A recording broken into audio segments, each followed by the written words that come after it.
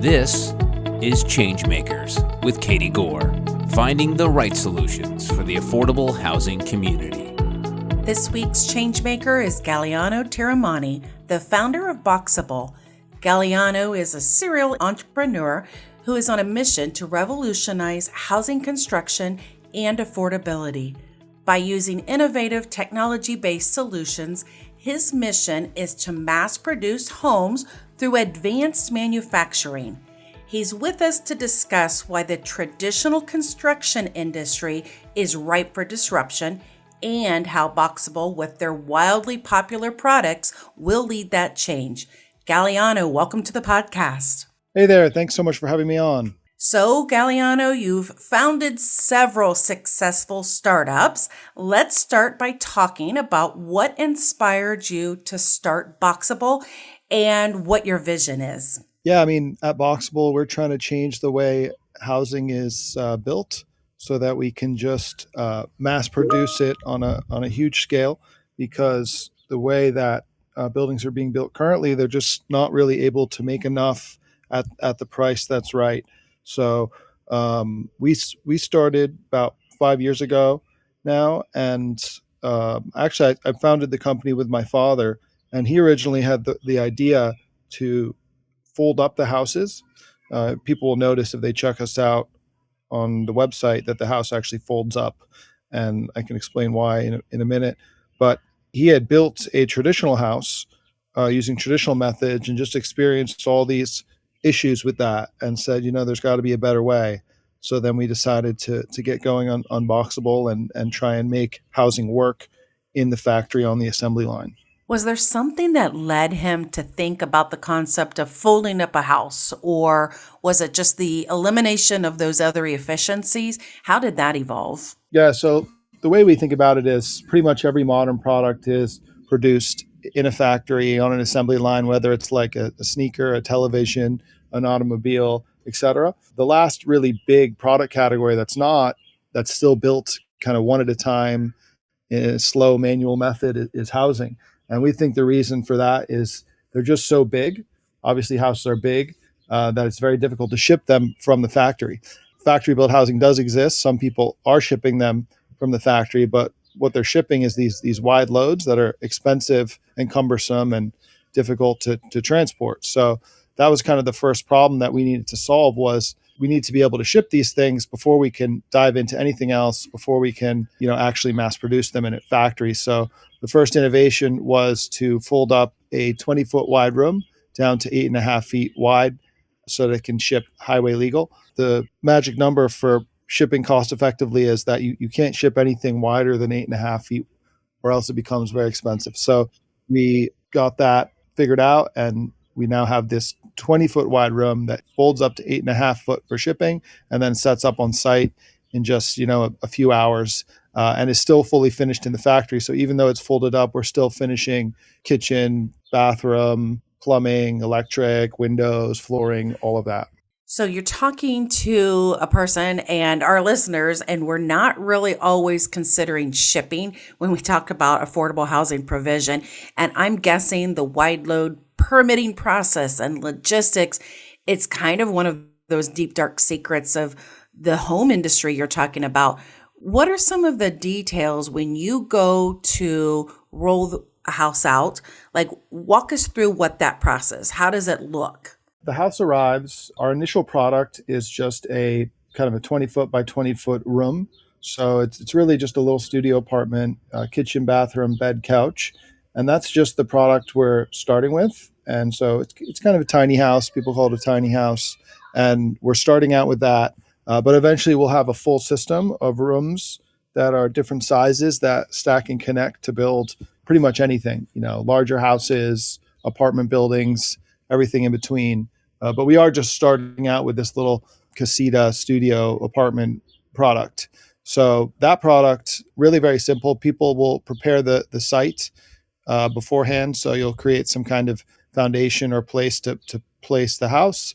And then they'll bring utilities up. So water and power up to where the unit's going to go.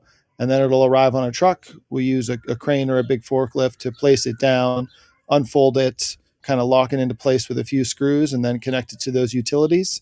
And then you're pretty much done. And you've gone from what would traditionally be a 6, 7, 9 month process to build a building down to just maybe a few weeks all in for that setup. What's the pricing here that we're talking about? Because affordability is all relative to the person who's talking about it. What are these homes costing? The room module, the casita, we're selling that now for $60,000, both from the perspective of it being, very small, that makes it affordable, and then also because of the way we're building it and the efficiencies we're getting, we think we'll be able to achieve the lowest cost with any configuration. So eventually, when we're producing larger homes, we think we'll be able to be, the lowest cost producer there because we believe in the principles that we'll have in the factory that other people won't be able to achieve out on site. So the standardization, the repeatability in the manufacturing, the ability for us to use unskilled, lower cost labor, the ability for us to use automation or robotics, the bulk purchasing power that we would get with a big centralized factory, and lots of other efficiencies that are going to allow us to drive the price down. The goal of the company is to have the lowest cost housing solution that's ever been done. 60,000 is an amazing price point. And I mentioned earlier you have a widely popular company and product. So who are your consumers? Well, we just started the company. We've been in production now less than 2 years. Our first customer was Elon Musk. He ended up buying one of our early prototypes. Then after that, we got an order from the United States military for 156 casitas. And that was really what got us started. When we got that order, we didn't have a factory or anything. So we got geared up with the factory and got into production and delivered that order in full. After that, we found another customer that was like a workforce housing project for a copper mine, workforce housing. And then, we ended up with this really big wait list with kind of like everyone you can imagine on the list. So due to viral internet marketing, we now have over 170,000 names on our wait list of people that want to buy the product. So tons of different use cases, tons of different customers.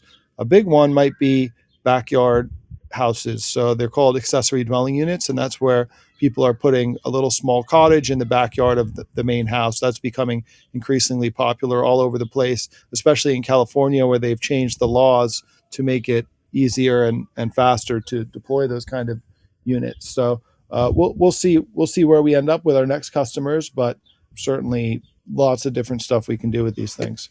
Well, I want to talk about all of your other markets, but we have to talk about the Elon Musk factor. And I'm sure you get asked this a lot.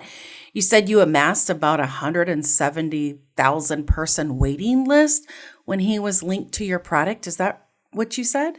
Yeah, I mean, the wait list has been growing even before he heard about us. We were doing so well with kind of the viral marketing. I think that's why he heard about us.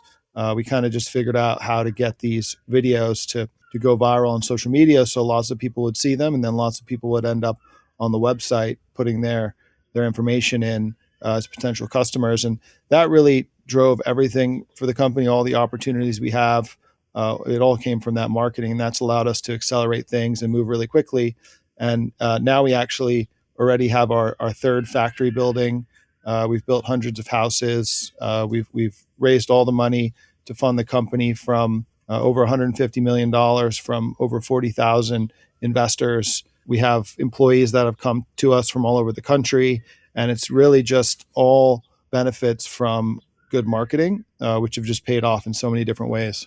There's a photo on your website, and it's actually one of the casitas on the delivery truck that actually says it's headed to SpaceX. It's a very powerful image. I think you have it on your Instagram. How did it feel to see your product on this truck, such an innovative product headed to an innovative place? Oh, it was crazy. And, that was super early on before we had really done much at all. So to get interest from someone on that level is very exciting. And I know that there have been some discussions on what you can and can't disclose and so forth. Are there any other details that you really enjoy sharing about that experience? Well, you're right. We have to say no comment on that one. It's top secret.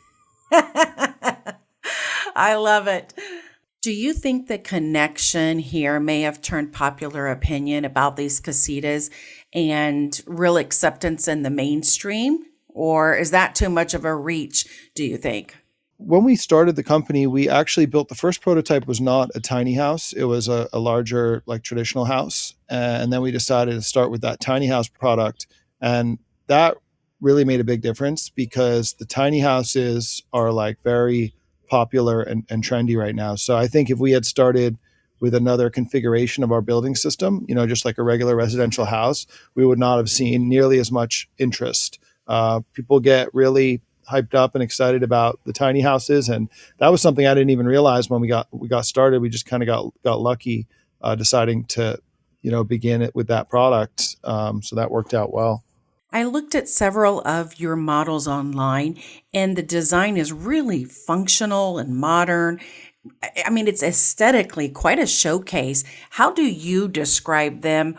Or maybe tell us what your favorite design features are. Yeah, the product is a really nice upscale feeling. One of the big reasons for that is that it's got high ceilings. So 9.5 foot high ceilings feels really good when you walk in the space. And, of course, that was kind of tricky to get going, to figure out, considering we had to fold these things up for shipping, but we did manage to squeeze in that 9.5 foot ceiling. And then the exterior dimensions is roughly about 19 feet by 19 feet. And then you've just got 4 sections of the house. It's just kitchen, bathroom, bed, and couch. So plenty of room for 1 or 2 people to live comfortably.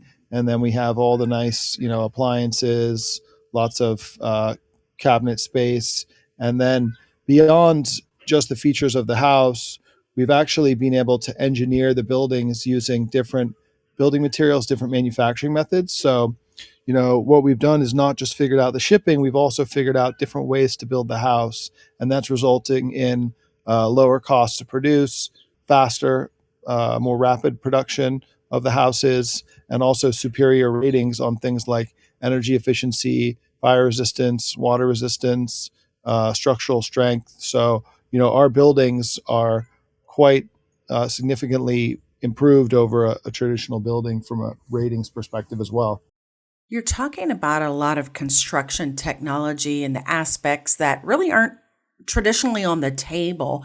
So, these benefits that you mentioned, the energy efficiency and the structural strength, is that an appeal to the buyers, or is it, are people looking at this as a sustainability and social responsibility aspect, or is it just all about the pricing and the ability to access this? Or do you think it's a blend of both?